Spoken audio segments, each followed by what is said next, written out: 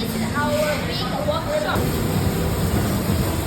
Now, you can see this is a finishing panel line, and our members are packing a big workshop, and many people are doing now